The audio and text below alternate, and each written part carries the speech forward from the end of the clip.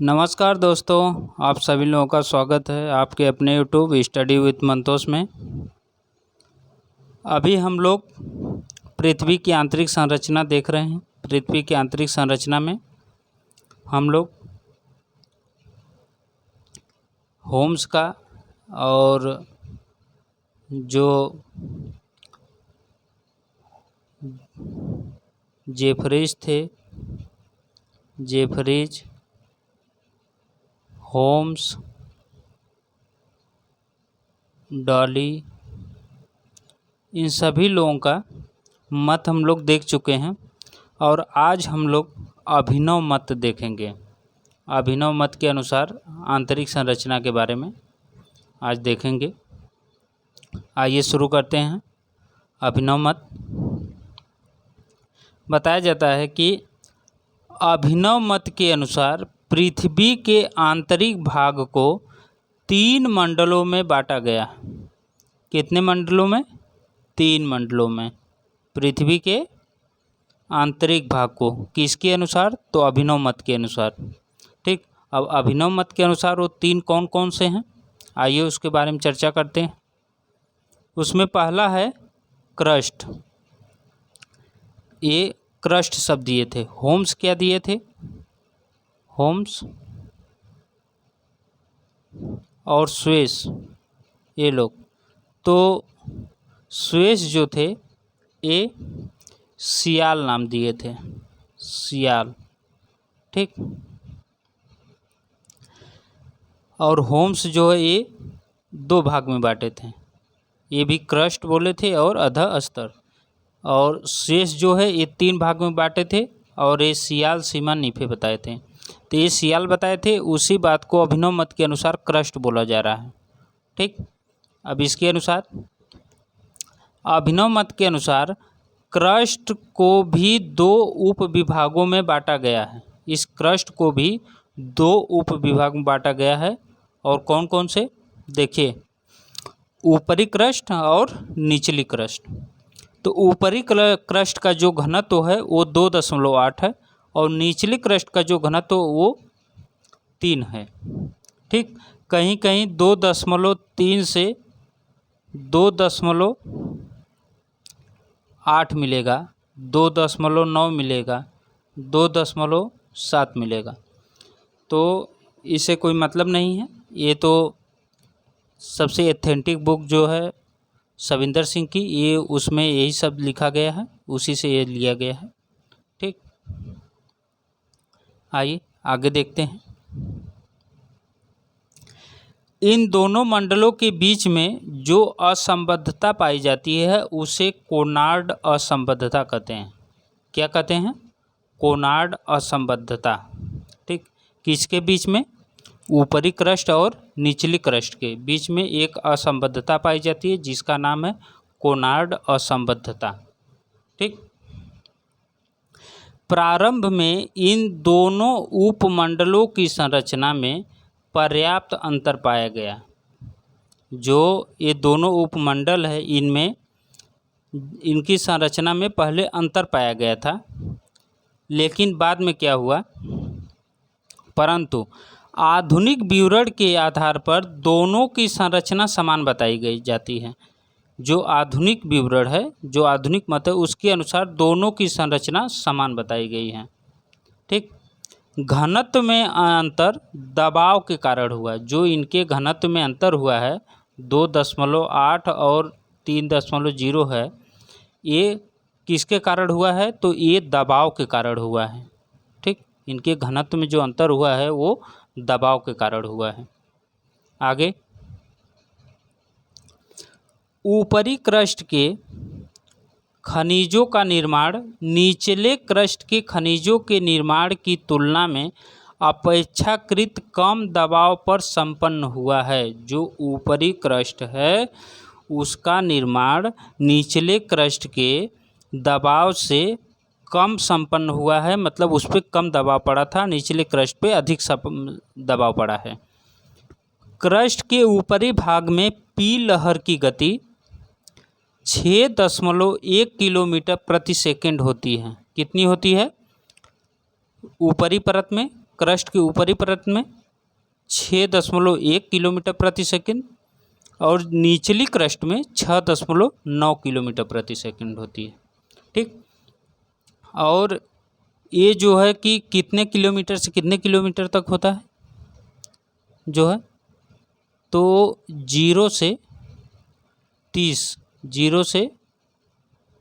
30 kilometre तक माना जाता, कहीं कहीं 100 किलोमीटर भी मिलेगा।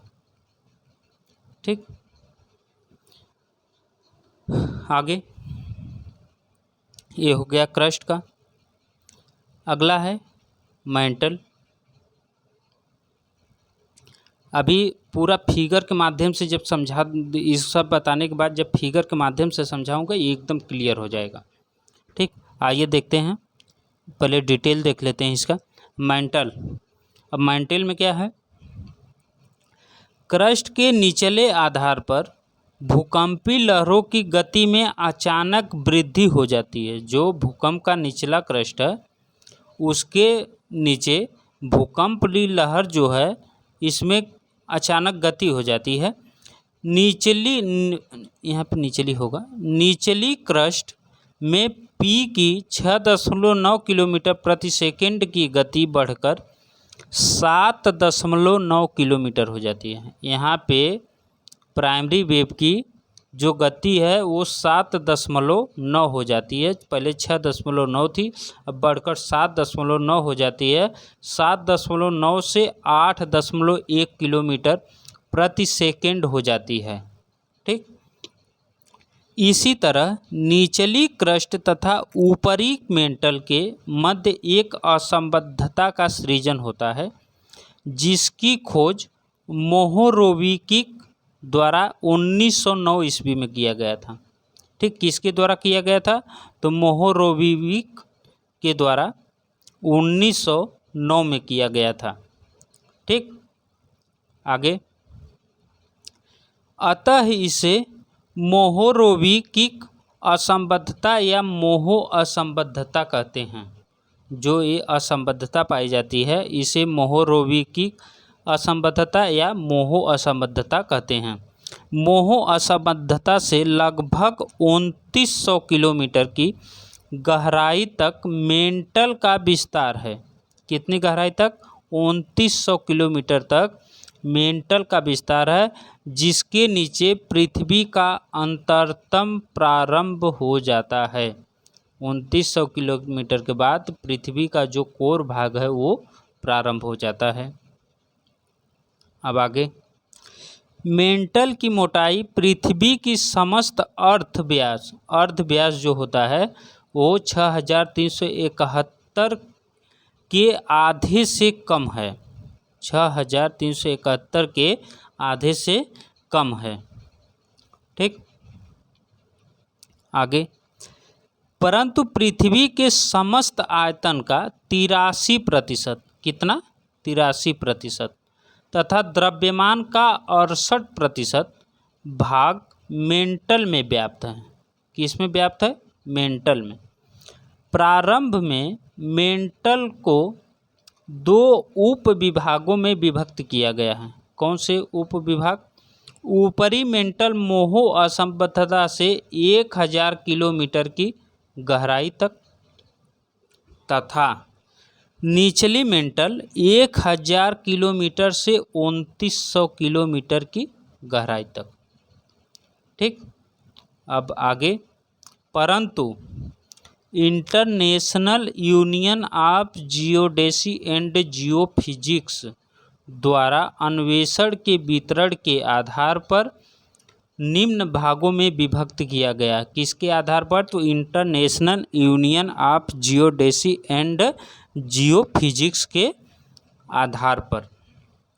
ठीक, अब इसके अनुसार क्या क्या है देखिए, ये कौन कौन से भाग में बांटे हैं। देखिए, मोहो असंबद्धता से 200 किलोमीटर की गहराई का भाग, उसके बाद फिर 200 से 700 किलोमीटर की गहराई तक का भाग, फिर 700 से 2900 किलोमीटर की गहराई तक का भाग, फिर ऊपरी मेंटल में 100 से 200 किलोमीटर की गहराई में भूकंप की लहरों की गति मंद पड़ जाती है।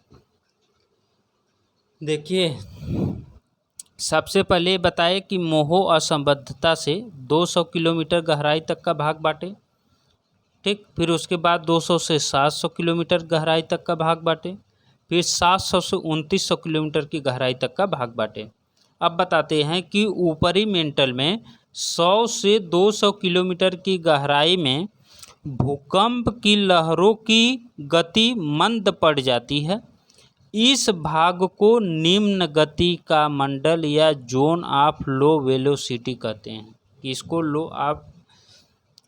जोन ऑफ लो वेलोसिटी कहते हैं। तो ऊपरी मेंटल से 100 से 200 किलोमीटर की गहराई तक का जो लहर उत्पन्न होता है भूकंप का, वहाँ पे जब मंद पड़ जाती है तो उसे निम्न गति का मंडल कहते हैं।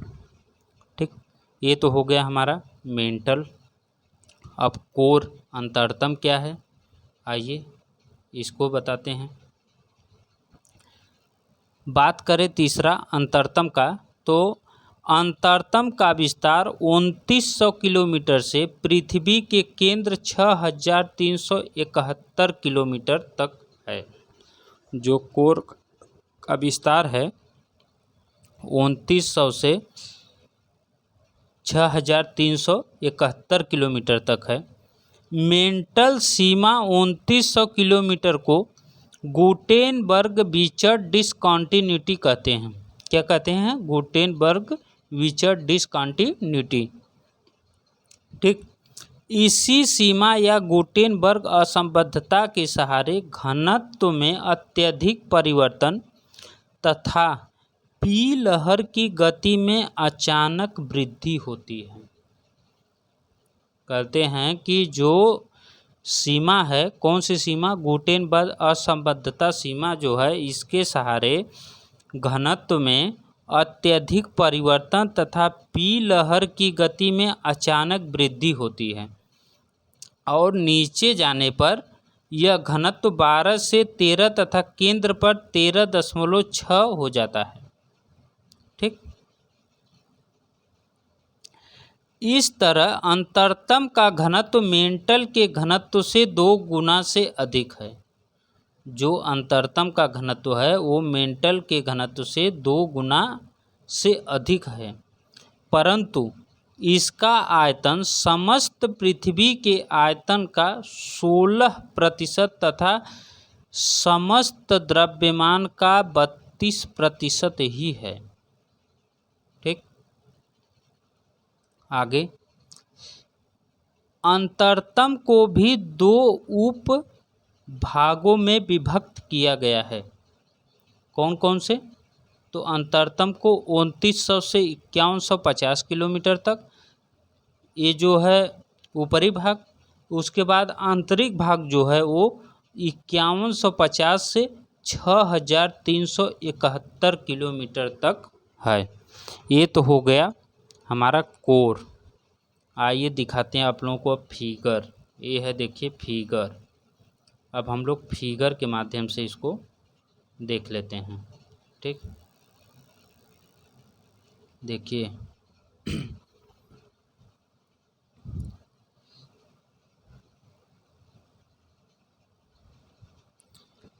ये जो ऊपरी भाग है, ये इसे बोलते हैं क्रस्ट।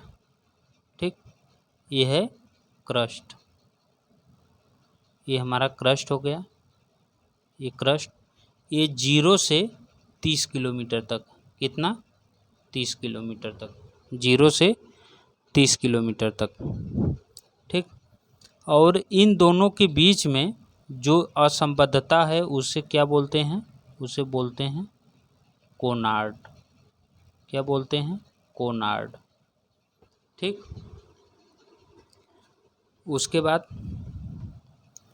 आगे फिर हमारा चालू हो जाता है मेंटल। ये है हमारा यहाँ से, ये जो पूरा भाग है, अभी तक मेंटल तक का ही भाग दिखा। ये जो भाग है ये है हमारा मेंटल। ठीक, तो मेंटल को भी दो भाग में बांटा गया है। कौन कौन से? ऊपरी मेंटल और निचला मेंटल। इसी कोनराड के सहारे ऊपरी क्रस्ट और निचली क्रस्ट बोला जाता है। ठीक, यहीं पे है हमारा जो है वो मोहो असंबद्धता। मोहो असंबद्धता, जो मोहो असंबद्धता है ये निचली क्रस्ट और ऊपरी मेंटल के बीच में है। किसके बीच में है? निचली क्रस्ट और ऊपरी मेंटल के बीच में मोहो असंबद्धता है। ठीक, अब देखिए ये जो है ये 30 से 200 किलोमीटर, ठीक, 200 से फिर 700 किलोमीटर, अब 700 से 2900 किलोमीटर, 700 से 2900 किलोमीटर तक हमारा मेंटल हो जाएगा। ठीक, अब ऊपरी मेंटल और जो निचली मेंटल है इसके बीच में भी ये जो है एक असंबद्धता है। असंबद्धता, इसका नाम क्या है? इसका नाम है रेपेटी। क्या नाम है? रेपेटी। ठीक, इसका नाम है रेपेटी। ठीक, अब आगे इसका जो घनत्व है, देखिए घनत्व दिया है, हर जगह घनत्व अलग अलग मिलेगा, जो किसी को कोई कन्फर्म नहीं है, जो घनत्व जो डाल दिया हो।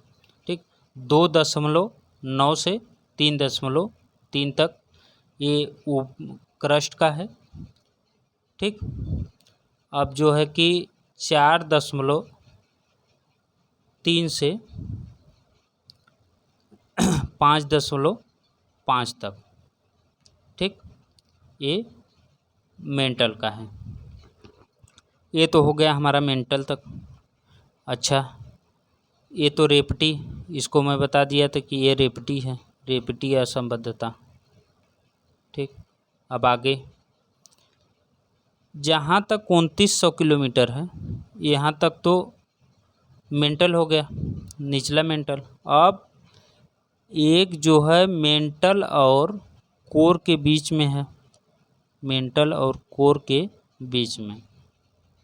ठीक, मेंटल और कोर के बीच में असंबद्धता, इस संबद्धता का क्या नाम है? तो इसका नाम है गुटेनबर्ग। क्या नाम है? गुटेनबर्ग।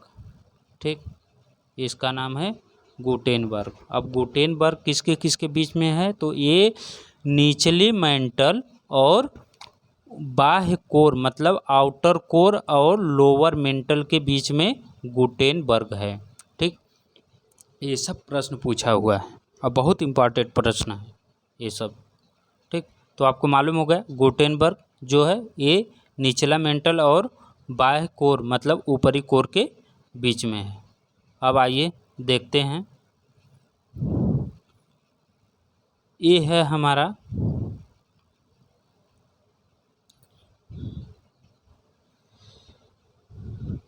आउटर कोर हो गया ये, और ये हो गया इनर कोर मतलब बाह्य कोर और आंतरिक कोर। और बाह्य और आंतरिक कोर के बीच में भी एक असंबद्धता है। इस असंबद्धता का नाम क्या है? तो इसका नाम है लेहमैन। इसका नाम क्या है? लेहमैन असंबद्धता। ठीक, ये 10 से 13.3 इसका घनत्व है। ठीक, अब ये जो है ये 5150 से 6371 किलोमीटर तक है। ठीक, कौन सा? इनर कोर मतलब कोर का भाग 5150 से मतलब 2900 से 6371 किलोमीटर तक, मतलब 2900 से 5150 किलोमीटर तक बाय कोर और 5150 से 6371 किलोमीटर तक आंतरिक कोर। ये हो गया पूरा इसका विवरण। ठीक, और ये जो है भाग निकाला कहाँ से गया है? तो जैसे ये हमारी पृथ्वी है, पृथ्वी, ठीक, ये होगी पृथ्वी,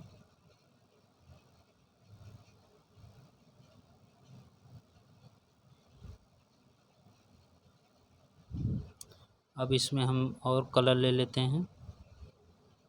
देखिए एक कलर ये हो गया, ठीक, एक कलर ये होगा, एक कलर ये हो गया। ये हो गया हमारा क्रस्ट, ये हो गया मेंटल, और ये हो गया कोर भाग, ठीक। इन्हीं भागों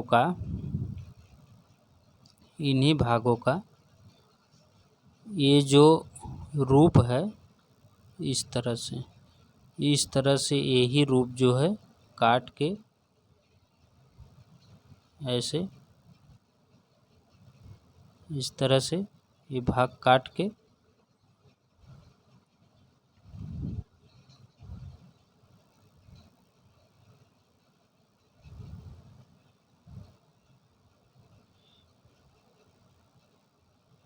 इस तरह से ये भाग काटा गया है।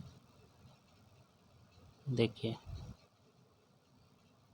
ऐसे इस भाग को काटा गया है और इसी भाग को काट के यहाँ पर रख दिया गया है, यही है, ठीक। इस तरह से काट के इस तरह से रखा गया है और इसी को जो है इस तरह से बांटा गया, ठीक। यही है हमारा आंतरिक भाग, ठीक, पृथ्वी की आंतरिक संरचना। आज पृथ्वी की आंतरिक संरचना खत्म हो गई, ठीक। अब हम लोग नेक्स्ट वीडियो में नेक्स्ट चैप्टर चालू करेंगे, ठीक। बस आज के लिए इतना ही है। Thank you for watching. Like share और सब्सक्राइब करना ना भूलें। अच्छा लगे तो कमेंट भी करें, ठीक। बस आज के लिए इतना ही है, तब तक के लिए नमस्कार।